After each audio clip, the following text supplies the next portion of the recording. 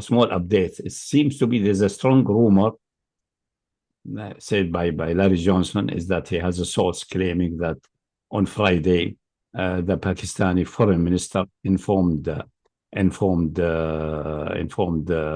Marco Rubio with a threatening tone that Iran will do a nuclear experiment quite soon. So if that's true, meaning this time they were negotiating and stretching so that they can complete the enrichment and complete the device. Now, Larry Johnson and others speculating is that they made the bomb themselves or got the design from Pakistan or North Korea. I think people have no clear idea that especially a uranium bomb is quite trivial to design. It's just like a cannon, and cannon technology is perfected before the World War II. From the 19th century and early this century, it came to perfection. So you shoot a piece against the other one. If they are separated good distance, then they are not critical.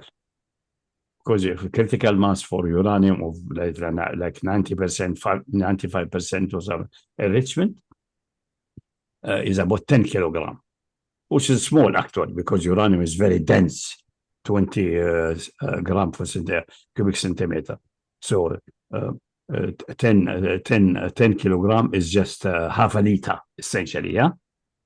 Yeah, half a liter is 500 centimeter. If we have a density of 20, meaning we get to 10 kilogram with a half liter, yeah? Small piece. So imagine half a liter is like this size.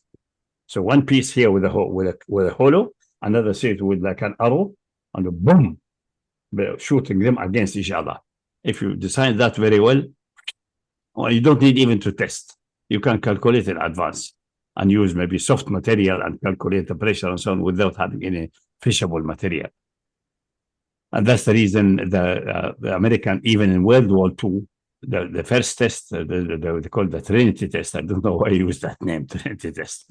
Maybe to cover up as if it's a religious project. Or if any spy is working in America to pull the spies. They developed the uranium bombs, which they called it long man because it's long. At the time, it was very long and very big. It was very clumsy, not developed yet. Now it's very small. And one which is called Fat Boy. Fat Boy is like sphere that's exactly plutonium surrounded by explosive to compress it. Plutonium is done by compression, which is very complicated and difficult at that time. Nowadays, you can even do tests on another material and do the calculation. You don't need to do a real test with explosives, with the nuclear material, with plutonium. But at that time, it was not yet under control. So the first test was a plutonium bomb. That's the one in Nevada. And then they had 2 plutonium and 1 uranium. So they did the test with the plutonium. It worked, Nevada, famous one. And they calculated to about 15 to 20,000 tons, 15 to 20 kilotons. And then the uranium one, they did not even test it, just based on the calculation. And they dropped the uranium one. I think the uranium one is the long man, is the one who dropped on Hiroshima. And it worked first time without any testing of this type. And the second plutonium, first one was tested and successful, was in Nagasaki, if I remember correctly. So what needed testing that time is the plutonium one, because the issue of compression, uniform compression, to have the density inside increased to 3-fold, it has to go into 3-fold, because you start, let's say, with 3 kilograms. That's not critical. You have to have the density, you have to have like 9 kilograms. 9 kilograms, where you get 9 kilograms at that time? It's almost impossible. But they got 3 and 3. But if you compress correctly, 3 times, then it is equivalent to 9 kilograms, the 3 kilograms. And that needs the testing. After that, you don't need. You just design with and then you know the design. So it is not as complicated as people make it up. The problem is to get a fissile material, either from a reactor or from enrichment. That's the problem. That's need work, intercentrifuge and so on. The design of a final bomb is relatively trivial, because you have to add security and various important things, because it's a very dangerous device. It's not a bomb of half a ton or ton. If it explodes, it demolishes 1 or 2 houses. This can demolish a whole city or the whole base. So you have to put extra securities and so on, several layers, usually 6-7 securities before ignition. But that's the difficult side, not the mechanism itself. Mechanism is almost trivial for the uranium, and slightly more difficult for the plutonium, but all are mastered now. And well, I don't think the Iranians have a problem to have that mechanism made. Maybe it made long ago. It could be even have been made in the early 90s. It's really trivial. I was in the nuclear committee of Saudi Arabia. I know what's it. It's really trivial. The fissile material is the problem, because you have to enrich if it's uranium, and plutonium is not available in nature. You have to produce it in reactors.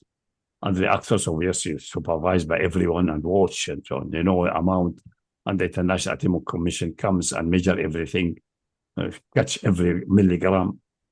So that's a problem. The fissile material, not the design of the bomb itself. And there are plenty of fissile material. So maybe they use the opportunity of these few days to enrich the 61. The ones up to 60 were about 400 plus kilogram. If you, that's at 60%, 60%. If you get it to 90 or 95 or even 100%, multiply 400 times 0.6. That's 24, 240 kilogram. Easily 20 warheads. Because a warhead for uranium, you need only 10 kilogram. With good design, obviously.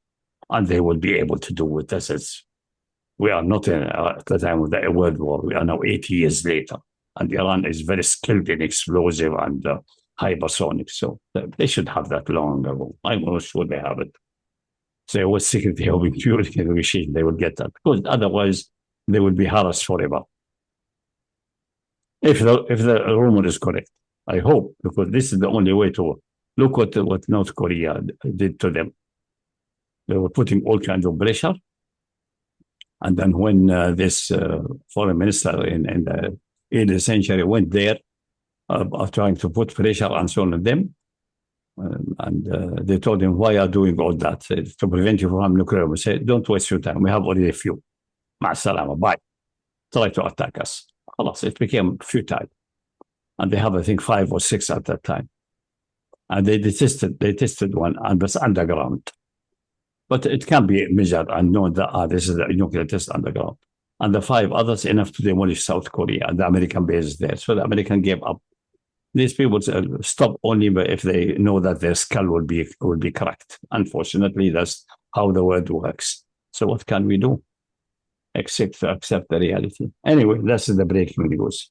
Let us wait and see. Maybe it come to the daylight sooner than we expect, hopefully.